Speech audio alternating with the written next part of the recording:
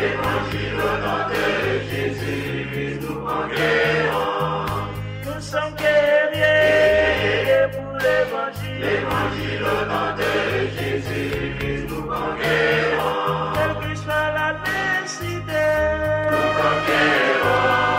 Au nom de Jésus, nous conquérons. quelles que soient les épreuves, Nous conquérons. Au nom de Jésus, nous conquérons. quelle que soit la nécessité, Nous conquérons. Au nom de Jésus, nous conquérons.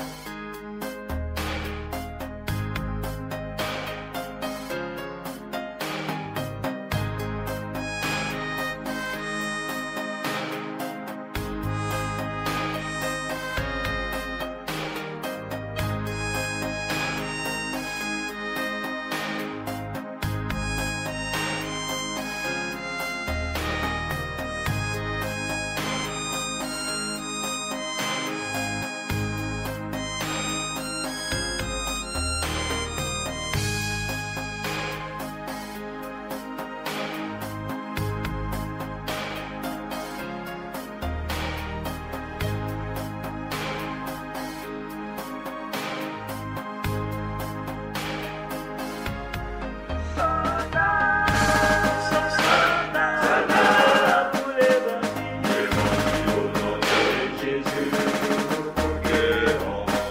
Nous sommes guerriers pour l'évangile. Évangile au nom de Jésus, nous conquérons. Nous sommes vaillants pour l'évangile. Évangile au nom de Jésus, nous conquérons. Nous sommes soldats.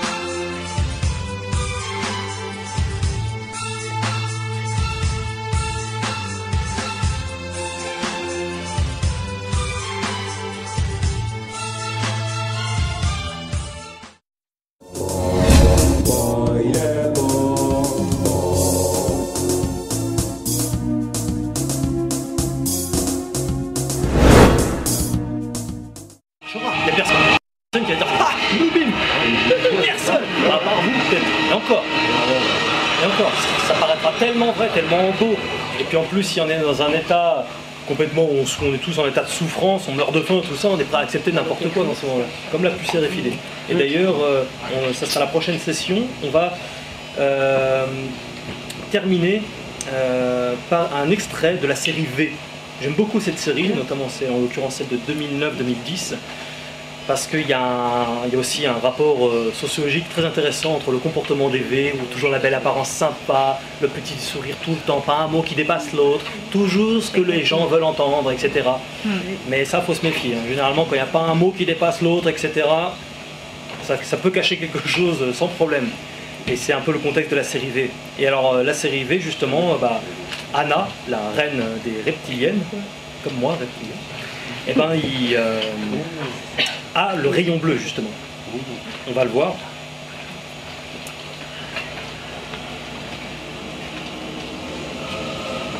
Le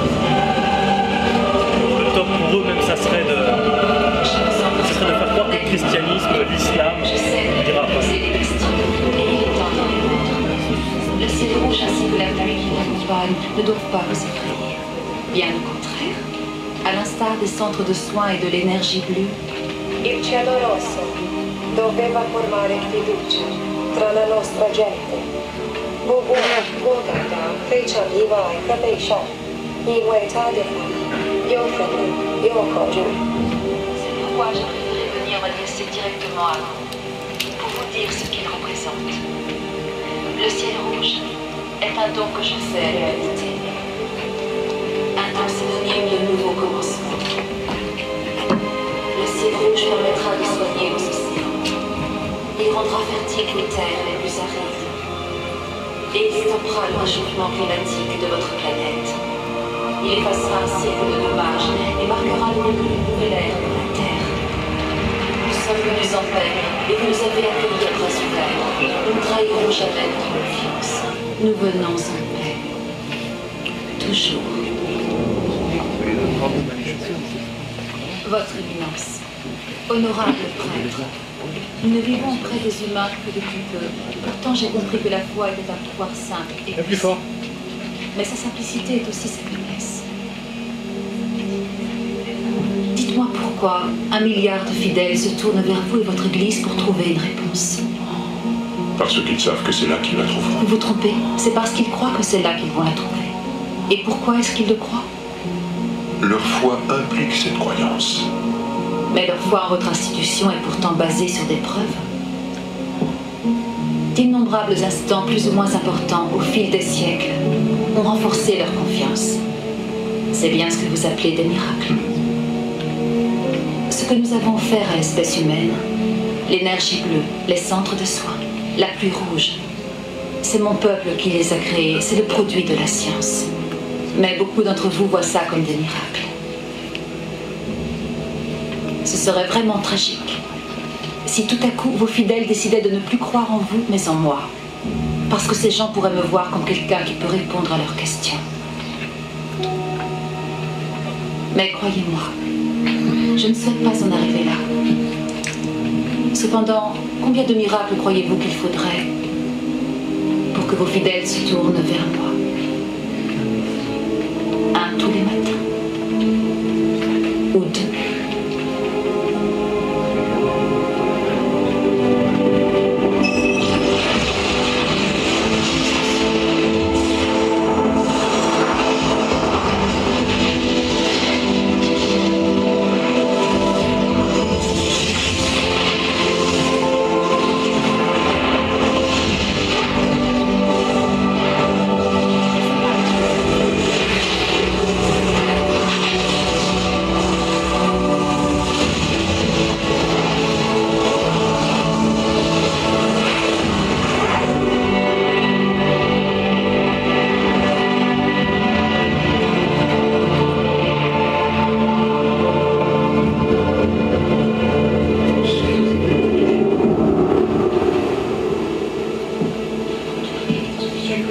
Tout ce que j'attends, c'est que vous reconsidériez votre décision.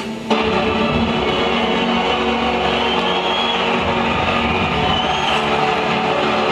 voilà, par des faux miracles, on peut largement amadouer le peuple. Et la technique des V, des reptiliens, c'est en l'occurrence l'amour, en fait.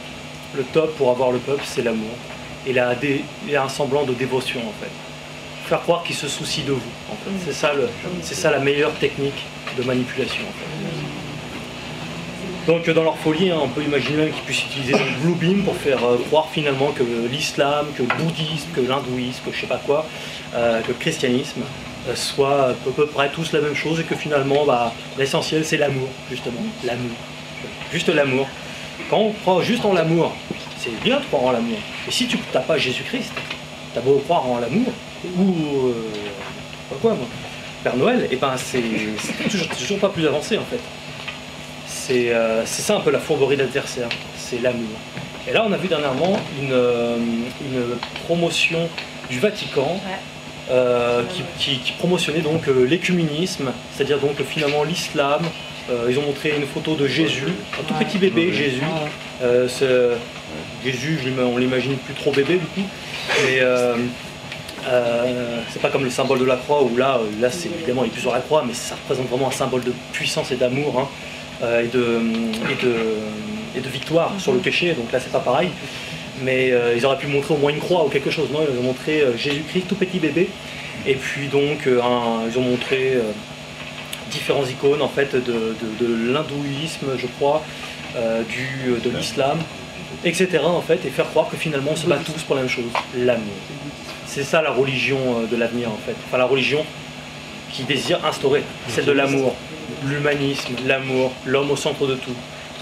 Il y en a plein qui vont vous dire ouais, de toute façon les religions ça a foutu la merde, ça fait des guerres. Et puis ils vont s'arrêter là, ils vont répéter bêtement comme ça, basiquement, tout ce qu'on leur a dit. Mais si on parlait un peu des régimes athées, en l'occurrence le communisme, là c'est autre chose. C'est quelques millions, de centaines de millions de morts au fur et à mesure de... Et Albert Pike le dit, l'athéisme c'est l'homme au centre de tout. Je suis, entre guillemets, Dieu. Quelque part, c'est pas pensé comme ça, mais le fond est tout à fait identique. Je décide finalement de ce qui est bien, de ce qui est mal. Mais c'est pas parce que toi tu as décidé que c'était bien ou que c'était mal, que Dieu pense la même chose. Parfois, nous, dans notre vie, on se dit « Ah, ça c'est bien ». En fait, on lit la Bible, on se dit « Waouh, mais en fait, pour Dieu, c'est une abomination ». On se dit « Tiens, le magnétisme, c'est bien, c'est beau ». Ah non, c'est une abomination devant Dieu, par exemple. Vous voyez, donc on n'a pas, entre Dieu et les hommes, on n'a pas forcément les mêmes notions du bien et du mal. Voilà, donc je ne serais pas étonné qu'un jour, il nous fasse croire que par un système holographique justement, que finalement on se bat pour la même chose, etc. On va vers ça, en tout cas, c'est une évidence implacable. La puce RFID, 6e session, la radio-identification, plus connue donc, plus souvent désignée par le sigle RFID, donc de l'anglais Radio Frequency Identification, est une méthode pour mémoriser et récupérer les données à distance à l'aide d'une micropuce sous-cutanée. Donc tout doucement, ils évincent. Vous l'avez peut-être remarqué, l'échec, tout doucement le liquide aussi. C'est pas d'un coup, hein, donc ça peut pas paraître flagrant et évident pour tous, mais c'est un fait. Tout doucement, on a de plus en plus de mal à retirer des grosses sommes. Essayez de retirer 2000 €, 3000 € en liquide à la banque, bah, vous allez voir que, peut-être pas tous, mais beaucoup auront du mal. Pourtant c'est votre argent à vous, hein, vous n'avez pas non plus à vous justifier de qu'est-ce que vous allez acheter avec. Bah non, ils veulent savoir, la banque. Donc en fait, voilà, et la carte bleue, bah, aujourd'hui c'est tout à fait normal. Si on avait parlé de carte bleue il y a 30 ans, c'était un truc de fou. C'était voilà, trop high-tech. Aujourd'hui c'est tout à fait normal. Celui qui n'a pas une carte bleue, il est limite ringard. Nos grands-parents ils galèrent avec ça. Donc voilà, c'est tout doucement en fait pour habituer la masse à des modes de paiement informatisés en fait. Donc on peut voir que c'est de plus en plus difficile non seulement de retirer au guichet de fortes sommes, on a vite un plafond, des choses comme ça. Et le projet, à court terme, est une monnaie unique et mondiale. Bye, hein, si tu te fais chier. On t'a vu donc à travers cette puce, en fait, c'est aussi non seulement une monnaie unique et mondiale, mais aussi de pouvoir nous pister absolument partout où on va. La façon dont ils vont nous la vendre, là aussi, elle sera douce. Donc surtout pas de brutalité, puisqu'on voilà, on nous en parle tout doucement, à la télé, dans les journaux, à la radio, pour nous mettre tout doucement, pour nous habituer. Dans les films aussi, c'est un bon vecteur aussi, hein, de messages, les films. Voilà, donc, mais une fois qu'il y aura un krach boursier, c'est-à-dire dans peu de temps, à mon avis, puisque la planche à billets, pour ceux qui suivent un peu l'économie, tout ça, le savent, on est à une période d'avant-guerre, hein. Économiquement, quand ça va, tout va s'effondrer, c'est toutes les monnaies hein, qui vont s'effondrer d'un coup, et là, ça va vraiment être dur. Donc ils amèneront donc cette méthode d'unification monétaire, hein, toute nouvelle technologie, afin d'éviter les vols, pour d'être sécurisé partout où vous irez, de pouvoir avoir vos codes en vous, donc tous les codes, hein, permis de conduire, carte banque, pièce d'identité, carte vitale, allumer son ordinateur, sa bagnole, apprendre de nouvelles langues, etc. C'est une technologie de taré. Hein. Donc d'ailleurs en 2015, pour ceux qui ne savent pas, il y a eu la première implant partie en France. Donc ça a commencé. On va voir une vidéo qui dure 5 minutes d'un reportage sur le sujet.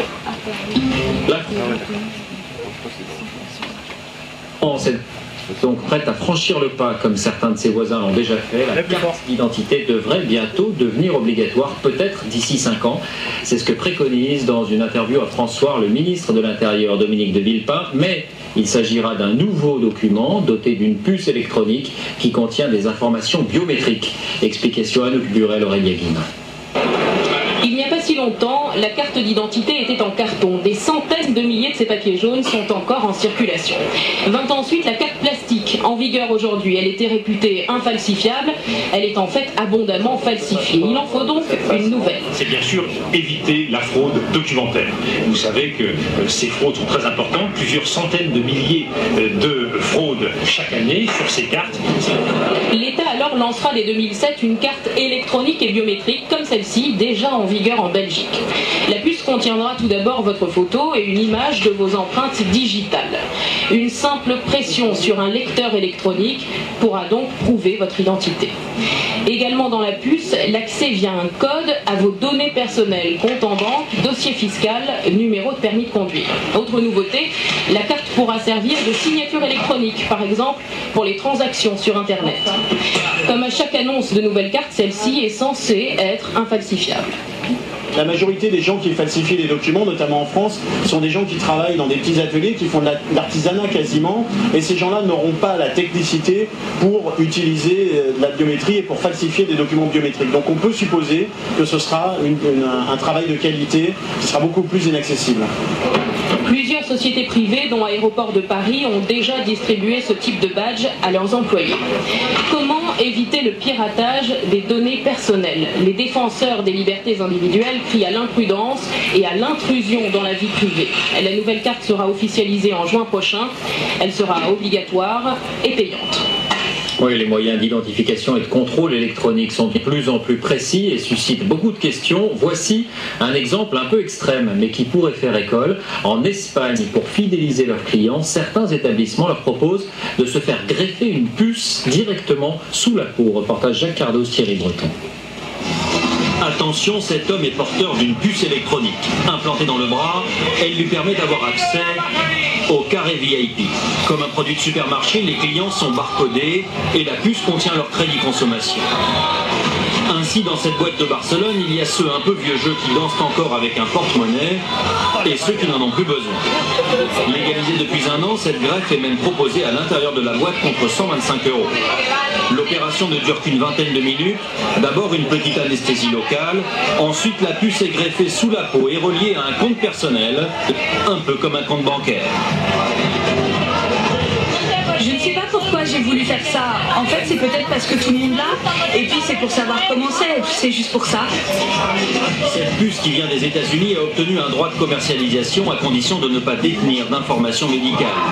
Facile à implanter, n'importe qui peut donc s'improviser infirmière de boîte de nuit.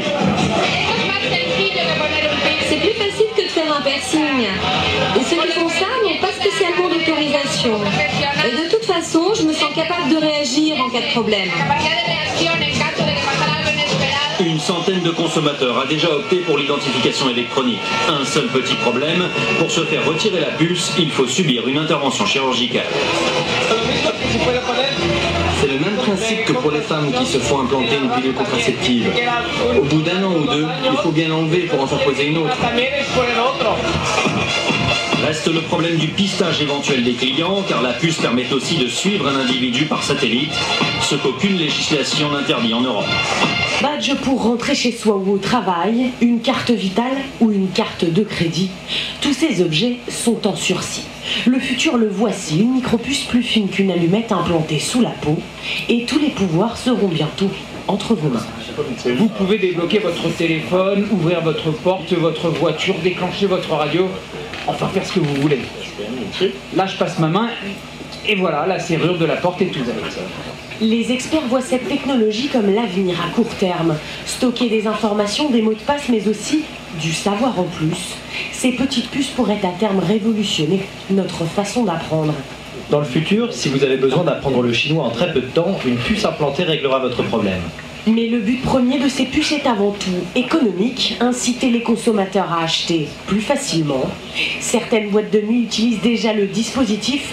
Les clients y payent leur consommation d'un revers de main. Mais alors ça c'est formidable pour aider les ménagères dans leur vie de tous les jours, mais alors dans des applications peut-être moins prosaïques, qu'est-ce qu'on peut imaginer sur la traçabilité des individus? Tout ce qu'on peut imaginer, c'est tout ce qui permettra, soit de façon positive, soit de façon inquiétante, de surveiller les gens. On pourra vouloir... on a parlé de mettre des puces RFID sur des nourrissons dans des maternités. D'abord, on pourra mettre sous forme de bracelet et en effet des puces RFID pour identifier les nourrissons et savoir où ils sont en permanence, pour éviter les essences, mais ça on sait le faire autrement, pour éviter des kidnappings. On pourra le faire et beaucoup de parents pourront le vouloir, suivre leurs enfants, même s'il y a aussi d'autres techniques avec les GPS sur le téléphone qui vont permettre de le faire. À l'école? À l'école, suivre en permanence. Le GPS sera de ce point de vue quelque chose qui sera parallèle à l'RFID, même si l'un et l'autre vont se mêler de façon assez particulière. Et ensuite, on pourra aussi suivre des gens qui sont en situation de demander à être suivis. Par exemple, tous les gens qui pourront avoir des troubles de mémoire ou évidemment dans une incapacité physique ou mentale. Des activités physiques mentales et qui demanderont à être suivis, à être en permanence récupérés. Là aussi, le GPS et le téléphone pourront être des instruments différents. Est-ce que ça voudrait dire qu'on pourrait stocker sur soi toutes les informations relatives à votre état physique pour ne pas avoir à accumuler des radios, des diagnostics et tout posséder en permanence sur soi? Ça, on peut le faire déjà. Mais à travers une puce implantée sur soi. On pourra le faire soit sous forme d'une carte d'identité électronique qu'on pourra tendre et même sans avoir à la tendre, c'est tout l'intérêt de la RFID. Vous passez et sans même bouger, sans avoir à fournir un document, vous le donnez. On n'a pas besoin d'implanter une carte d'identité pour que cette carte d'identité qui est dans votre portefeuille soit visible. On pourrait parfaitement imaginer que ça soit simplement dans votre portefeuille et quand vous passez... Oui, ça c'est ce qu'on a aujourd'hui sur les réseaux de transport en commun. Mais si on imagine qu'on réduit les étapes et qu'on n'ait plus de documents avec soi, est-ce qu'on ne va pas vers des questions d'éthique, d'intégrité physique en voulant développer des process, des méthodes comme les RFID? À terme, on peut l'utiliser aujourd'hui, ça existe, puisqu'il y a ce célèbre exemple d'une boîte de nuit à Barcelone qui l'utilise déjà pour identifier ses clients en leur proposant l'implantation par une petite chirurgie très élémentaire d'une puce qui leur permet d'entrer, de sortir et même de payer les consommations. On peut imaginer que chaque individu accepte volontairement ou sans le savoir une puce en lui qui contiendrait toute une série d'informations sur lui et sur ses entrées dans les différents clubs de sport, écoles, bâtiments sécurisés, qui permettrait à la fois de payer tout, de tout savoir, mais donc d'être libéré d'un certain nombre de contraintes.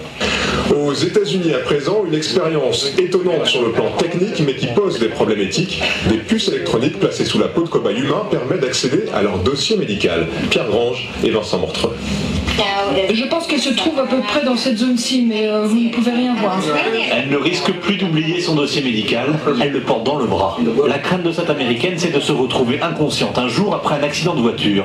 Alors elle s'est fait implanter cette puce minuscule qui sera capable de livrer ses antécédents et ses allergies au médecin chargé de la soigner en urgence. Si vous avez des proches que vous aimez, vous devez vous rendre compte que cette puce, cette technologie peut sauver leur vie. Pour lire son dossier médical, il suffit d'approcher un scanner de la puce. Mais un instrument très puissant est capable de le lire à votre insu. Un voisin, un agent d'assurance pourrait connaître tous vos petits secrets en vous traquant discrètement. Si vous avez des problèmes psychiatriques, si vous êtes séropositif, si vous avez ce type de maladie, vous n'avez peut-être pas très envie que tout le monde soit au courant. Une société américaine va commercialiser ces puces pour le grand public. Elle espère équiper les malades d'Alzheimer, par exemple, mais on peut utiliser la même technologie pour l'installer sur son animal domestique et le suivre à la trace. Ou pour contrôler l'accès à un bâtiment, seules les personnes équipées rentreraient. Ça fait peur. Maintenant, et puis à ça après.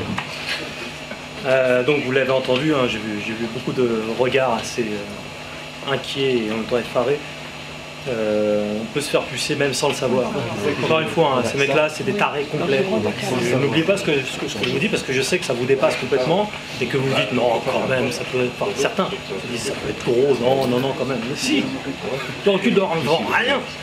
Encore une fois, hein, ils pensent pas comme nous ces gens-là. Je crois que les grands prétextes, hein, c'est la sécurité, évidemment. La sécurité, ils se soucient de nous. Voilà. Donc le côté pratique aussi. Les gens disent ah ouais c'est pratique. Vous savez, la majorité il y a beaucoup de gens qui se disent non je l'apprendrai jamais, je ferai ça, je suis pas un pantin, tout ça. Vous connaissez la série, la télé-réalité The Island sur M6, je crois. The Island. Regardez cette émission-là. Les mecs, ils meurent de faim et de soif pendant 3, 4, 5 jours. Ils deviennent complètement tarés. Et ça, c'est juste une petite émission télé. Hein. Ils risquent pas leur vie. Parce qu'il y a direct les médecins qui sont là, ils seraient évacués, tout ça. Mais en seulement quelques jours, ils ne peuvent plus manger du tout et plus boire. Et on ne peut pas vivre sans boire plus de 3 jours à peu près. Ils deviennent complètement tarés. Et là, on passe par toutes sortes de phases. On peut avoir des hallucinations, on devient très très con. Déjà qu'à la base, on l'est. Imaginez sans boire. Et donc, c'est intéressant justement de les voir comme ça, parce que je me suis dit, mais encore, je le savais déjà, je me suis déjà fait la réflexion, je me suis dit, mais ces gens-là, tu peux leur proposer, admettons que on est vraiment dans un état apocalyptique, ces gens-là, tu leur proposes n'importe quoi pourvu qu'ils peuvent boire et manger à leur soif, ils accepteraient tout, même de vendre leur âme au diable, il ne faut pas croire. Donc, c'est vraiment dans ces moments-là en fait que l'homme se révèle. Et je peux vous dire que là, quand l'homme souffre, qu'il est vraiment en train de mourir de faim et de soif, et qu'il voit ses enfants mourir de faim, de soif, et tout le bordel, je peux vous dire que là, on peut devenir des gros psychopathes, et que Dieu, pour la plupart, ça devient le dernier de ses soucis. Croyez-moi, on en reparlera. Repensez bien à ce que je vous dis là, parce qu'il y a beaucoup de gens qui se la racontent en disant « Oh, moi, la puce RFID !» parce qu'ils sont derrière leur petit écran, là ils sont forts. Les gens derrière leur écran sont très forts, ils m'énervent. Et ben là, on va voir s'ils sont si forts que ça. Surtout dans une atmosphère pareille, il y a forcément des milices qui se créent. Donc les milices, c'est des groupes de gens organisés, un peu façon Walking Dead, et qui seront sans pitié. Si par malheur vous avez fait des réserves de bouffe et d'eau chez vous, et que ça se sait, et ben ils vont venir armés. C'est des choses qui existent vraiment. En temps de guerre, ces choses-là existent. Hein. C'est pas que dans les films. Je sais que ça peut paraître gros. Donc la majorité la prendront. Faut pas se leurrer. On peut identifier la puce RFID comme la fameuse marque de la bête dans la Bible, hein, qui nous parle d'un système monétaire. Nous sommes dans Apocalypse au chapitre 13, verset 16. Quelqu'un veut lire ? Chapitre 13, verset 16.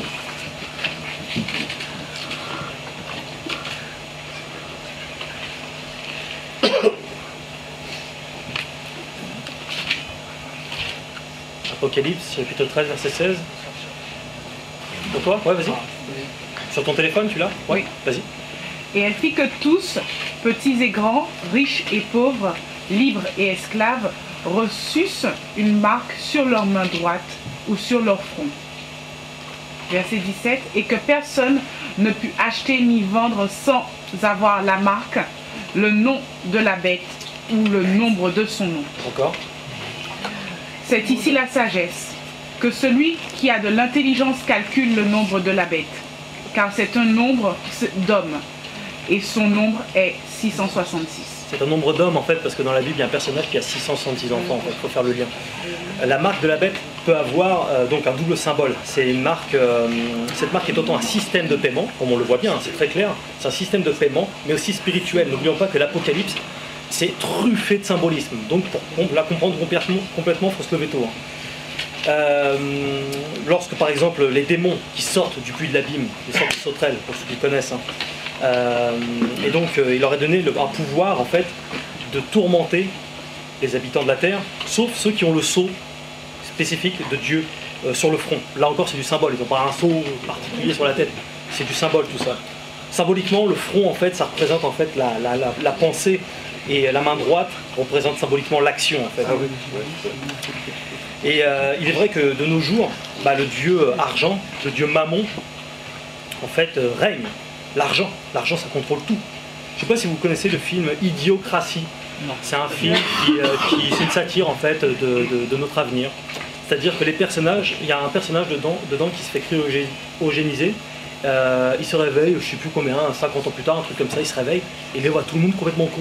Et tout le monde est fasciné par deux choses, l'argent et... Comment tu dis ? Le sexe. Que ça. Le mec, je ne veux pas utiliser des mots choquants, mais bon, le mec il regarde sa télé et dessus il a un fessier, juste sur le fessier, qui n'arrête pas de péter. Il regarde ça pendant des heures. Il est mort de rire. Ça s'appelle As, le film. A2S. Et il adore ce film-là. Et quand on lui parle d'argent, ah ouais, l'argent. J'adore l'argent. Il devient complètement con. Et ben c'est ça. C'est vraiment une satire de. Essayez de le regarder. Idiocratie. C'est vraiment drôle. Et ça représente un peu. Ça caricature bien l'homme à venir.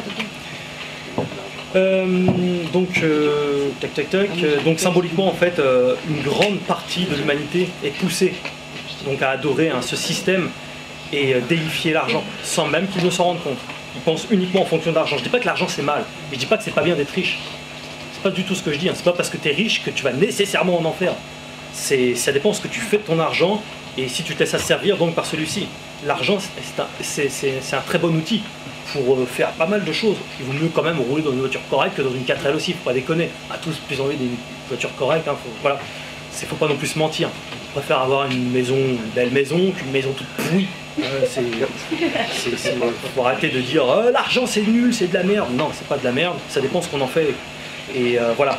Donc, mais on a vite fait de déifier l'argent, on a vite fait de déifier un footballeur, une star. J'étais très idolâtre moi avant, toutes les stars, Stallone, Schwarzenegger, Jean-Claude Van Damme, les mecs qui ont des muscles et tout ça. J'adorais, et là quand je dis j'adorais, c'est au sens déification du terme.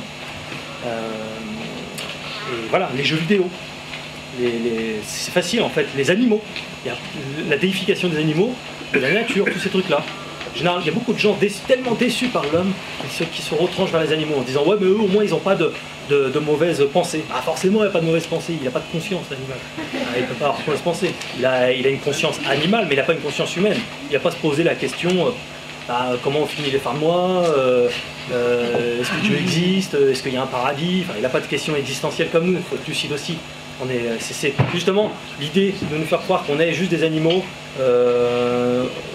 Revient tend justement à virer Dieu encore, c'est toujours le même concept. On n'est pas des animaux, on a une zone reptilienne, surtout moi d'ailleurs. Et pour ceux qui me connaissent, hein, parce qu'il y a des rumeurs qui circulent comme quoi je serais un reptilien sur internet. C'est ça que je dis ça. J'en apprends des trucs sur moi aussi. Mais voilà, donc il y a 1000 façons en fait de déifier quelque chose. Voilà, donc la puce RFID, ça a commencé en 2015. Tranquillement, mais on y vient, ne vous inquiétez pas. Les camps de la FEMA. Les camps de la FEMA, ça signifie Federal Emergency Management Agency. C'est une société qui travaille pour l'armée américaine pour gérer des situations catastrophiques. Donc certains ont entendu parler notamment sur Internet, encore une fois, puisque TF1 ne les intéresse pas trop. On va voir une vidéo rapide des cercueils qui sont en train de construire par millions à travers les États-Unis. Des millions de cercueils. Là, on va voir même un truc assez drôle. Quand je dis drôle, ça me parle. Vas-y. Donc tout ça, c'est des cercueils, les uns sur les autres. Bon, ils ne cherchent même pas. Alors tout le monde s'en fout. Et alors là, ce qu'on va voir ici, sur le côté, on va voir le fameux logo maçonnique. Vous voyez, les pierres, le compas, avec le G au milieu. Pour ça, je fais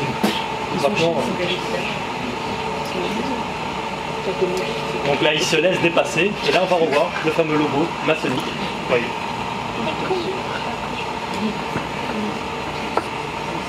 Voilà, là on va voir quelques extraits ensuite de quelques camps avec des piles de cercueils à ne plus en finir.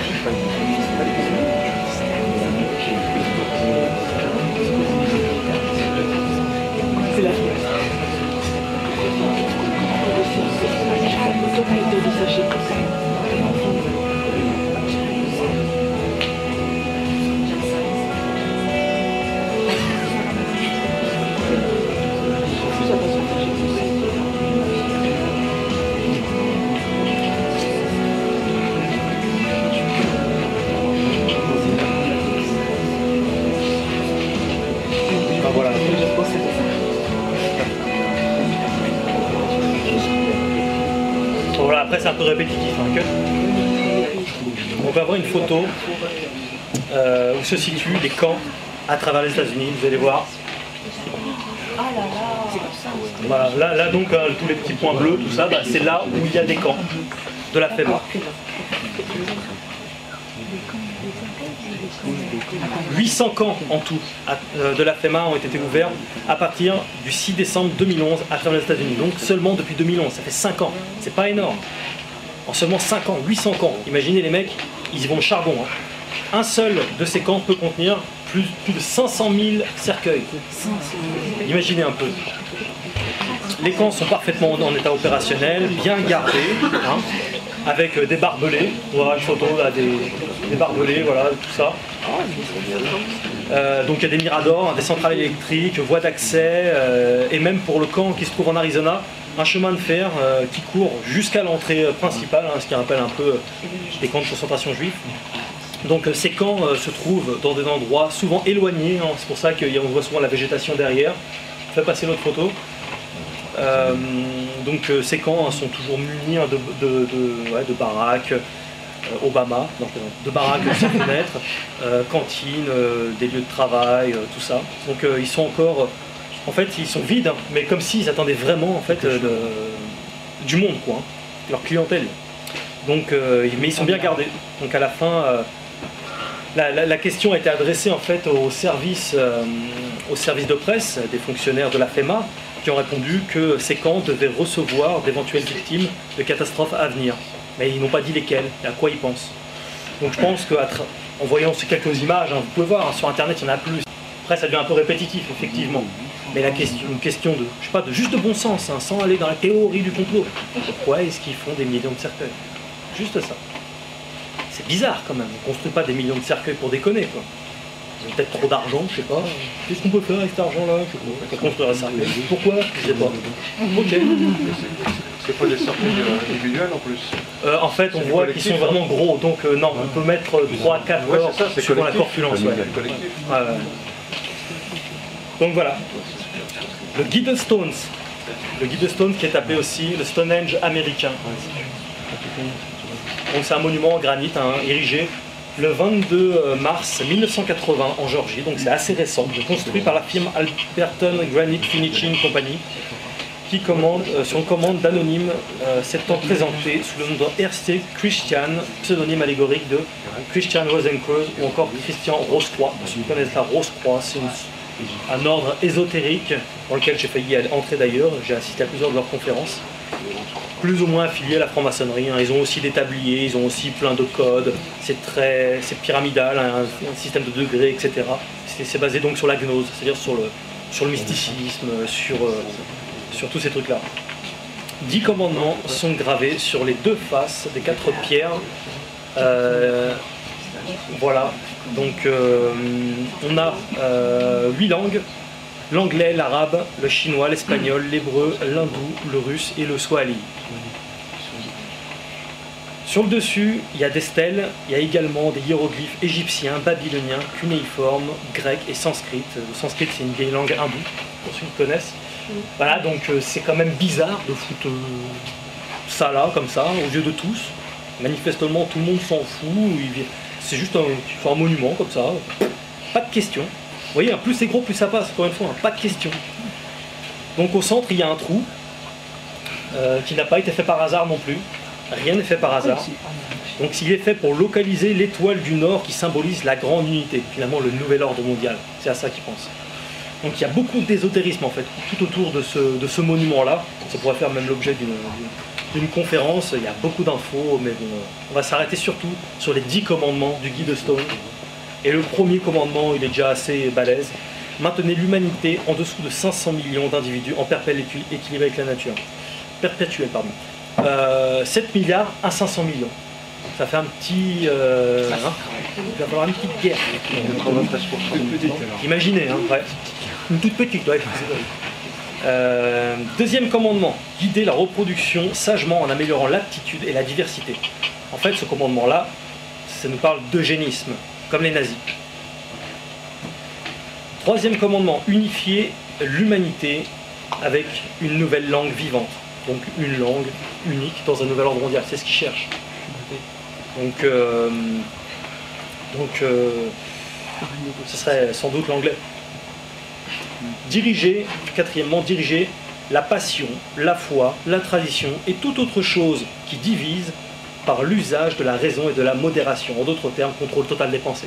vous n'avez plus le droit de croire en quoi que ce soit, quoi. C'est à part en l'homme. Protéger le peuple et les nations par des lois équitables et des tribunaux justes. Donc juste, mais selon qui? Je ne suis pas sûr que leur justice soit celle de Jésus-Christ, personnellement. Sixièmement, laisser toutes les nations gérer les problèmes internes et régler les conflits internationaux devant un tribunal mondial. Donc dans un nouvel ordre mondial.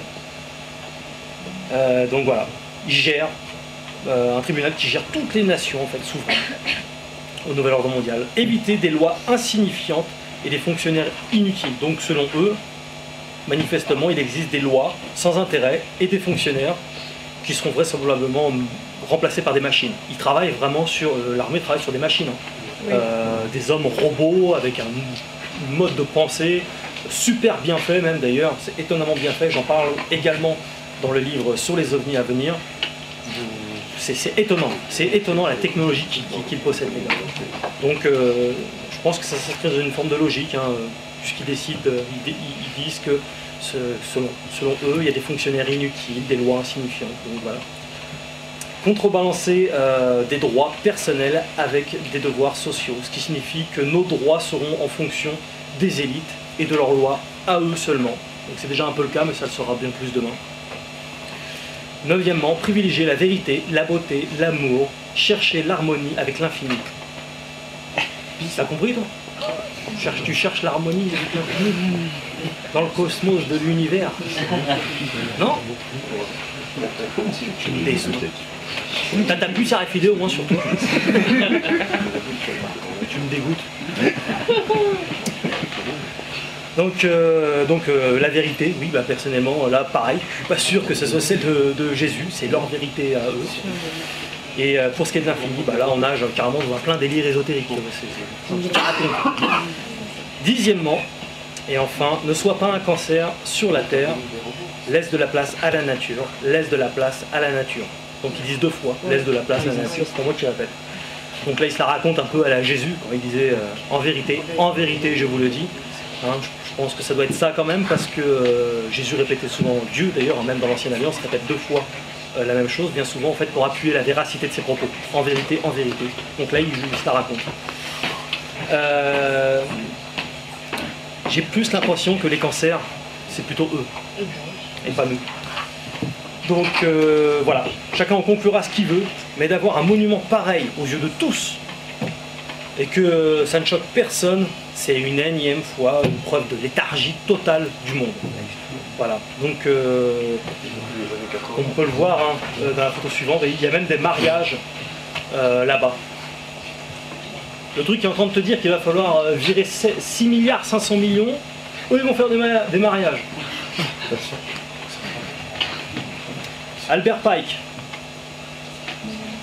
Albert Pike donc, est considéré comme un génie, né en 1809 à Boston et mort en 1891. Il a étudié à Harvard. Il était connu pour parler 16 langues, tour à tour poète, philanthrope, pionnier militaire, humanitaire et 33e degré maçon, ce qui est le plus haut degré maçonnique du rite écossais. En 1869, il a été haut dirigeant des chevaliers du Ku Klux Klan. Donc nous allons voir sa lettre, en fait, qui a été écrite le 15 août 1871, qui nous parle de ce que... On va leur retard, ça. Ouais. La photo d'avant, s'il te plaît. Donc voici ce qu'il a écrit. Hein. La Première Guerre mondiale doit permettre aux Illuminati, donc les Illuminati, pour ceux qui se demandent concrètement ce que c'est des gens qui cherchent la connaissance ultime en fait. Ils cherchent, c'est un rapport à la gnose, le savoir caché, tout ce qui est mystique en fait, c'est ça les Illuminati. Donc c'est des gens qui sont à la tête en fait de nos élites en fait finalement, qui fricotent avec les forces occultes. Donc doit permettre aux Illuminati de renverser le pouvoir des tsars en Russie et faire de ce pays une forteresse de communistes athées.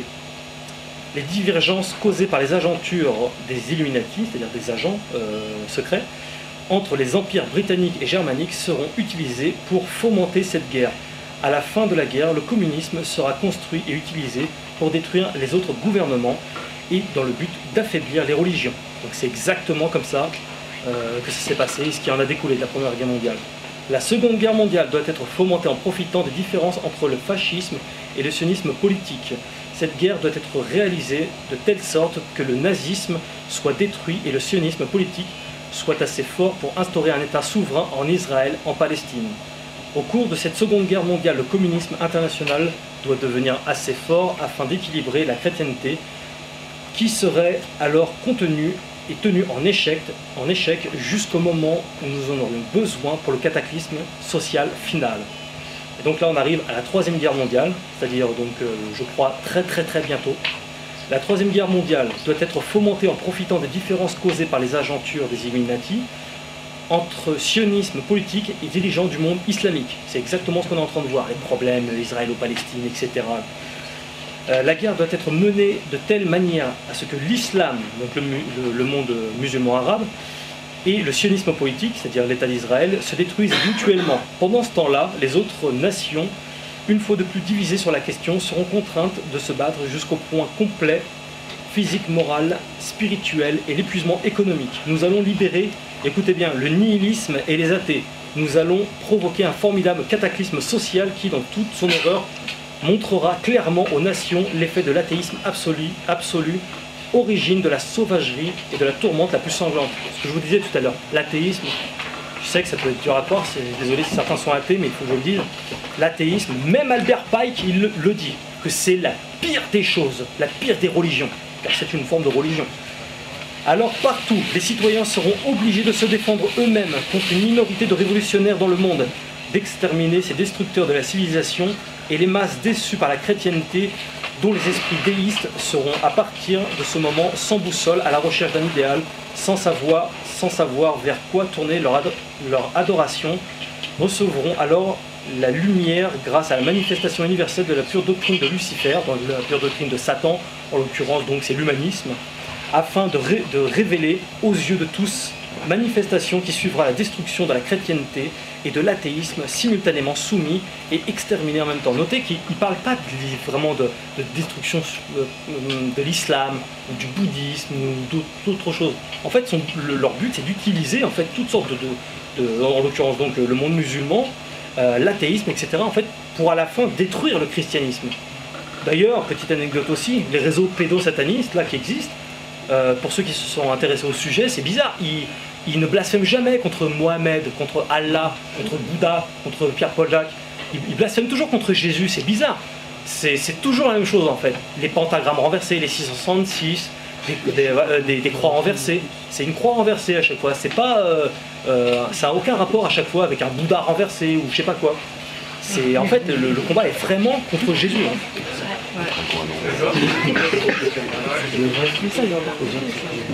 Donc, tac. Donc là c'est vraiment ce qu'on est en train de voir, hein, le monde musulman qui se lève, le sionisme qui n'en finit pas. Très dangereux de parler de sionisme d'ailleurs, on voit ce qui se passe, je suis bien passé pour le savoir. Et puis je suis dans l'encre de la bête immonde, alors voilà. C'est un vrai problème de parler de ce genre de sujet-là. C'est à éviter. Ça et les réseaux pédosatanistes, c'est des sujets à éviter. Sinon, on risque vraiment notre vie. Ah ouais? Donc, vraiment, ouais. Ça peut paraître étrange, mais c'est comme ça. En effet, donc le terme nazi, hein, pour ceux qui ont ce genre d'argument pour démonter cette lettre-là, disent que le terme nazi et sionisme n'existait pas encore au moment où cette lettre a été écrite, puisqu'elle a été écrite avant, très exactement en 1871. Et c'est vrai, ces termes-là n'existaient pas. Mais ce qu'il faut comprendre en fait, c'est que ce plan en fait est un plan satanique, hein, et donc un plan satanique, c'est un plan en l'occurrence intelligent, et ça se fait pas à la dernière seconde. Ça se réfléchit mûrement, ça peut prendre des années, et même parfois des siècles. Satan, lui, il a tout son temps, j'ai envie de dire. Lui, il est là, quoi. Donc, rien d'étonnant en fait que ces termes n'aient vu le jour que quelques dizaines d'années après. Hein. C'est pas comme si non plus ils avaient vu le jour des siècles ensuite. Cette lettre-là est au British Museum Library à Londres, et donc ça reste un sujet polémique. Certains affirment qu'on y retrouve seulement une partie de cette lettre, dans le livre Le Diable au XIXe siècle, dont nous allons voir une photo, mais sans réelle preuve non plus. Il ne suffit pas de dire quelque chose sans preuve, sinon ça n'a pas de poids. Quoi qu'il en soit, que cette lettre-là soit complètement fausse, soit en partie fausse, ou soit totalement identique, il n'en demeure pas moins que le plan s'est réalisé, et là on voit bien, continue de se réaliser, d'une façon assez précise quand même. Bien sûr, tout ça, c'est pas le plan de Dieu, c'est le plan de l'adversaire. Donc, il y a peu de chances qu'il arrive à son terme. En fait, il n'y a aucune chance. À chaque fois qu'il y a eu des tentatives de nouvel ordre mondial, de toute façon, elles se sont toujours effondrées sur elles-mêmes. À chaque fois. Même l'Empire mongol, dont on parle rarement, avec quasiment presque toute la Terre, puis ils se sont effondrés en 70 ans, un truc comme ça. Ça tient jamais, parce que c'est un plan satanique. Un plan satanique ne tient jamais. On va passer donc à la dernière session, la Troisième Guerre mondiale. Donc depuis le XXe siècle, nous avons eu 2 guerres mondiales, donc la troisième pour bientôt, hein, à savoir qu'il n'y avait jamais eu réellement de vraie guerre mondiale avant la première Guerre mondiale. On a eu environ 18 millions de morts pendant la Première Guerre mondiale. Donc là, vous voyez, hein, c'est des petits pistolets, hein, c'est pas, enfin, des fusils. C'est pas grand-chose. Hein.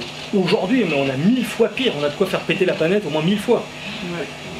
La Deuxième Guerre mondiale, 70 millions de morts. Voilà. Les Américains, nos sauveurs. Comme toujours. Et donc, bah, là, évidemment, ça me semble logique. Encore une fois, je ne veux pas faire catastrophisme. Mais 70 millions de morts pour la Deuxième Guerre mondiale, il va falloir compter 1000 fois plus, je crois, enfin 200 fois plus, 300 fois plus pour la Troisième Guerre mondiale qui fera des millions de morts, quoi, enfin peut-être des milliards en fait. Quand on s'intéresse un peu à l'eschatologie, on voit plutôt des milliards de morts plus que des centaines de millions en fait. Et ça s'inscrit dans une logique absolue à cause de l'armement, des bombes nucléaires, bactériologiques, des bombes improbables, tout ça, enfin bon.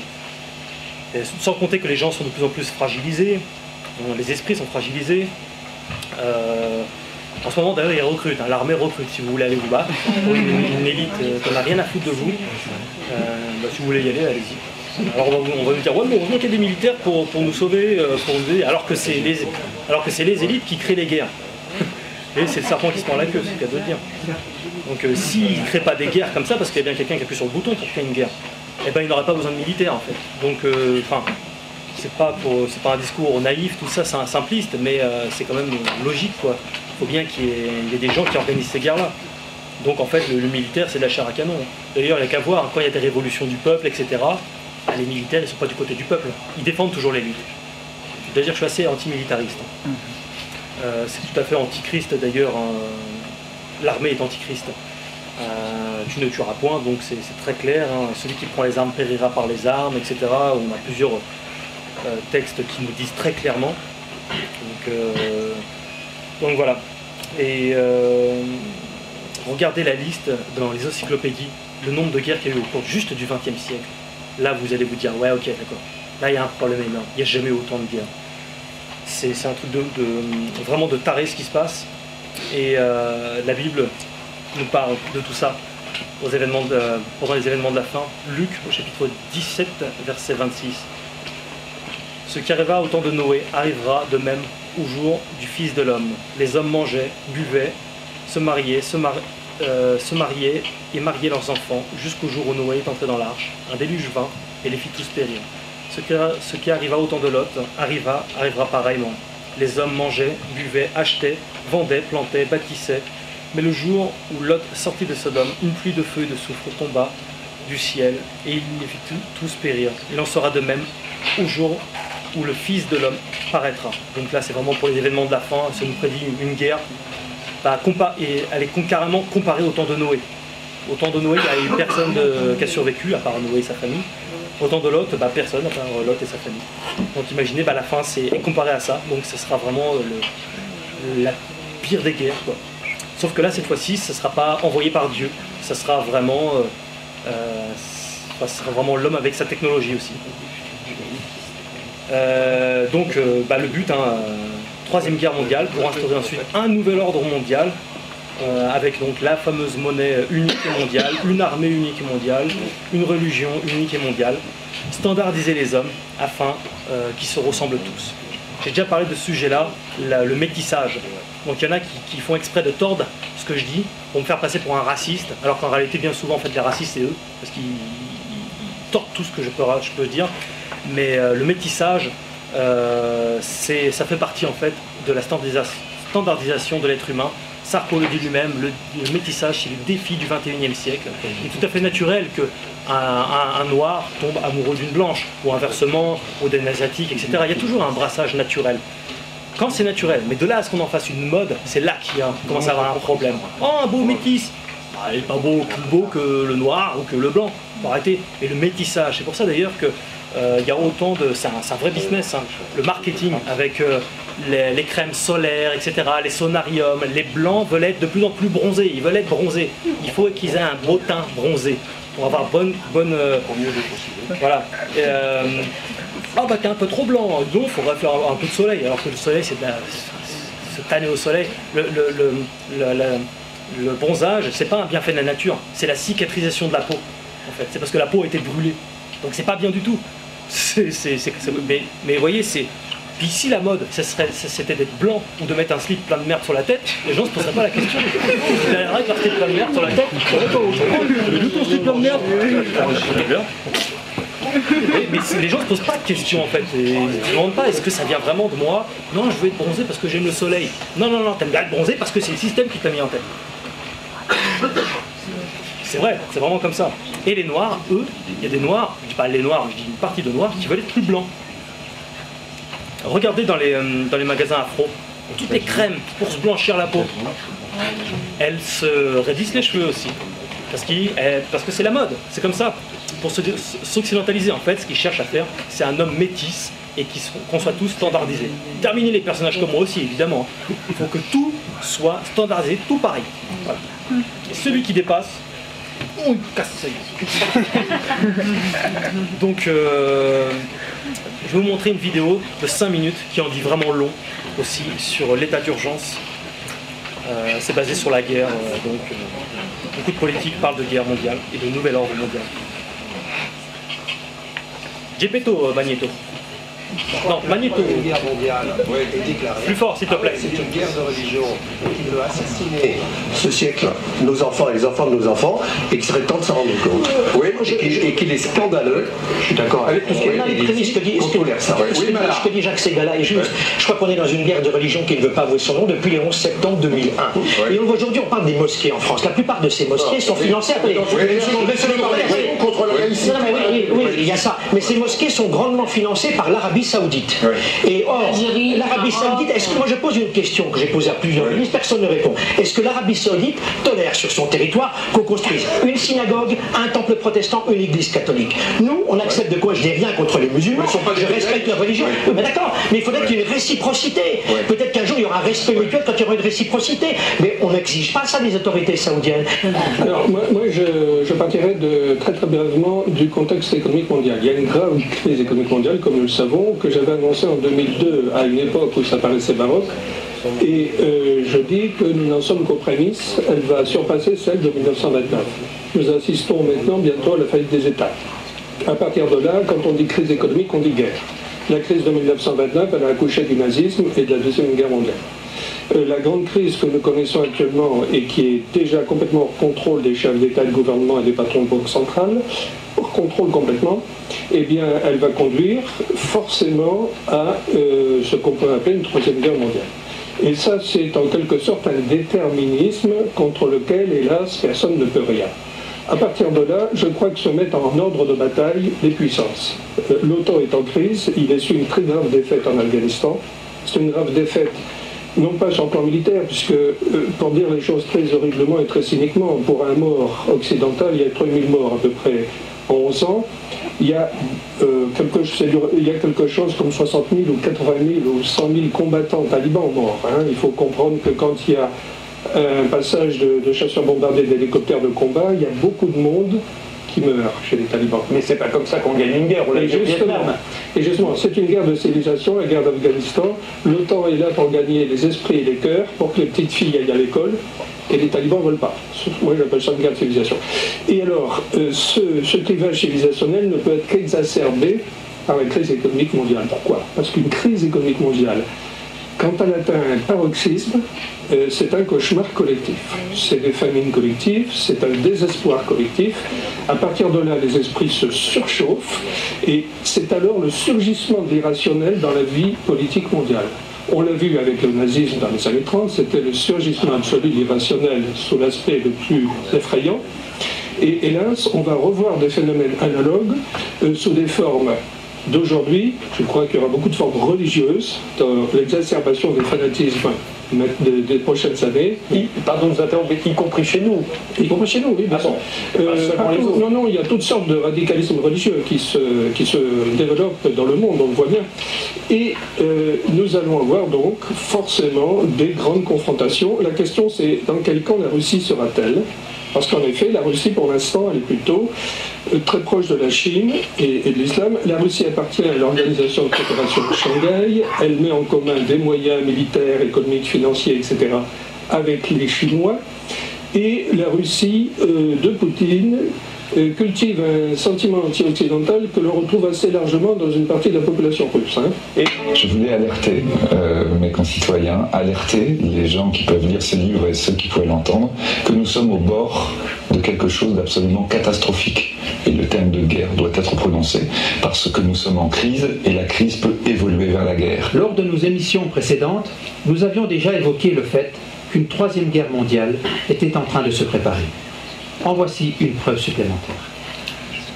Il y a déjà des mois que d'innombrables armes ont été acheminées vers la Hongrie, la Pologne, l'Ukraine et la Roumanie. En Autriche, on a observé des trains de marchandises sans fin en route vers la Hongrie, chargés de chars d'assaut. Les emblèmes indiquant la nationalité des chars étaient recouverts. De Nuremberg aussi, des transports de chars d'assaut se dirigeaient vers l'Est. Et de même, des centaines de chars ont été chargés pour être envoyés en Ukraine via la Pologne. En plus de cela, des éléments de missiles ont été déplacés vers la frontière est de la Roumanie et en Ukraine, des grandes divisions de chars d'assaut ont roulé vers l'est du pays. Des missiles ont été stationnés en Pologne. Habituellement, de telles actions militaires intensives sont en fait des préparatifs de guerre contre une grande puissance. Ici, cela ne pourrait être qu'une guerre contre la Russie, qui peut aboutir à une troisième guerre mondiale. L'Ukraine, on est au bord d'une... On est absolument au bord de la guerre mondiale. De la guerre mondiale? Oui, parce que pour moi, enfin, je parle sous le contrôle des spécialistes, mais nous sommes dans une guerre civile, dont à mon avis on n'aurait pas dû se mêler. Une guerre civile entre les Russes pro-russes et les Russes différents qui sont en Ukraine, une partie des Ukrainiens, et cette guerre civile peut, si on s'y laisse entraîner, conduire à une guerre mondiale, absolument. Tali nous dit la solution c'est le gouvernement mondial, la Banque centrale mondiale. Oui, il termine en disant tout ça est une utopie bien lointaine, mais intellectuellement il est obligé de le mentionner. Je trouve ça régulier de sa part. C'est important d'ailleurs. Je pense qu'il faut viser le gouvernement mondial comme une stratégie. Et d'ailleurs, quand les gouvernements parlent du G20, c'est une illusion, une sorte de retard avant le gouvernement mondial. On va vers ça. Est-ce qu'on ira à la place de la guerre ou après la guerre? Je ne sais pas. Mais c'est ça qu'il faut viser. D'accord. Mais en fait, l'autre situation idéale, c'est une ville qui soit en quelque sorte la capitale planétaire d'un univers. On peut imaginer un gouvernement mondial à Jérusalem, même si on peut imaginer, rêver d'un Jérusalem devenant capitale de la planète qui sera un jour unifié autour d'un gouvernement mondial. C'est un joli lieu pour un gouvernement mondial. Alors, que ce soit le désordre aujourd'hui, je crois que c'est pas niable. Désordre des monnaies, désordre des cours des matières premières, désordre des marchés boursiers et désordre maintenant de l'économie réelle. Donc l'urgence de définir un nouvel ordre, c'est quoi? C'est pas un ordre au sens militaire international, c'est un ordre au sens monétaire d'abord. Cette crise marquera sans doute pour l'histoire le commencement véritable du XXIe siècle. Le moment où tout le monde aura compris qu'il était temps de changer, temps de donner un nouveau visage à la mondialisation, temps de construire un nouvel ordre mondial. Alors jamais la nécessité d'un nouvel ordre international n'a paru aussi nécessaire. Des sourires et des poignées de main qui en disent long. Hier soir à Londres, les dirigeants du G20 estiment avoir trouvé un accord historique. Un nouvel ordre mondial émerge et avec lui, nous entrons dans une nouvelle ère de coopération internationale. Et en même temps, ne n'oublions pas que nous avons besoin d'une gouvernance mondiale. Si on n'a pas aujourd'hui un gouvernement mondial, on ne peut pas parler sérieusement de démocratie. Or, nous n'avons pas. Donc, elle a trouvé ses limites, la démocratie. Elle ne trouvera son accomplissement que lorsqu'elle sera une structure avec un gouvernement mondial, des gouvernements régionaux et des gouvernements locaux. Donc, très longtemps, on ne le verra pas. Je n'en sais rien, mais le gouvernement mondial, il est là. Justement, pour ce qui concerne la gouvernance mondiale, ce sera du moyen terme, c'est-à-dire 4 à 5 ans. S'il y avait une chose que je voudrais voir apparaître en 2025, c'est la chose pratiquement la plus incorrecte à dire, c'est un gouvernement mondial. Aux États-Unis, à l'Europe, à l'ensemble des pays de la planète, de se doter d'une gouvernance mondiale dont nous voyons aujourd'hui qu'elle est essentielle pour résoudre les grands problèmes d'environnement, et Barack Obama est engagé sur ces questions d'environnement, il veut signer le protocole de Kyoto, eh bien nous avons besoin de cette gouvernance mondiale. European tour, Democratic presidential hopeful laid out his vision for America's place in a new world order. La forza vivificante della sua luce ti incoraggia ad impegnarti nell'edificazione di un nuovo ordine mondiale fondato su giusti rapporti etici ed economici.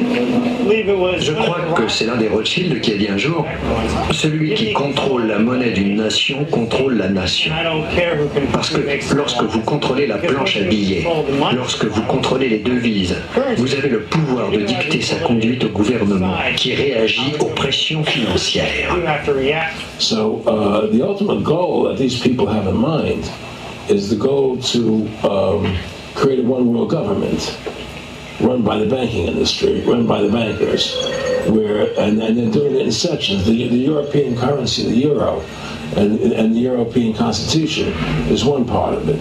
Now they're trying to do it in America with the North American Union, right? And they want to create a new currency called the Amero, right? And the whole agenda is to create a one world government where everybody has an RFID chip implanted in them. All money is to be in those chips, right? There'll be no more cash. And this is getting me straight from Rockefeller himself. This is what they want to accomplish. And all money will be in your chips. Anytime you have money in your chip, they can take out whatever they want to take out whenever they want to. And if you're like me or you, and you're protesting what they're doing, they can just turn off your chip.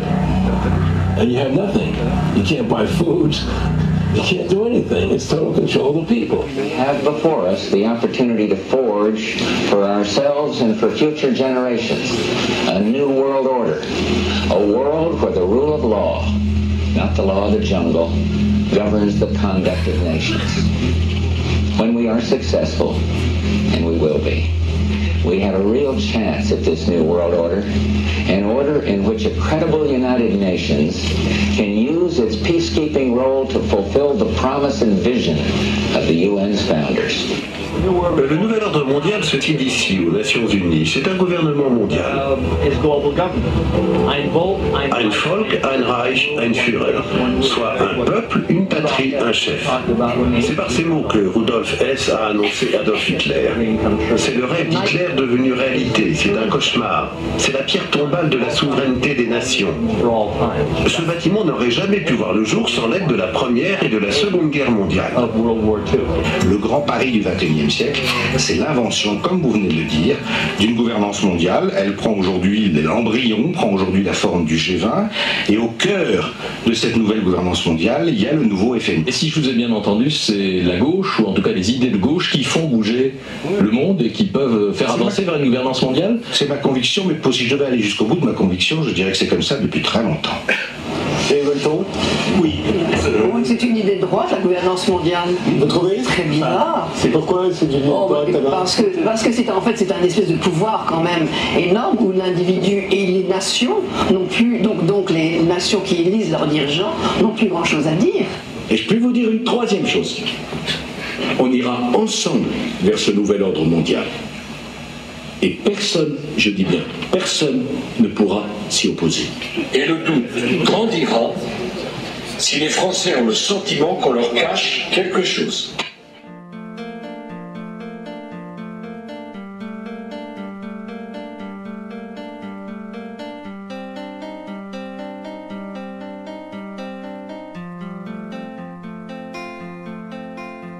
marches comme un aveugle qui ne sait pas où il va.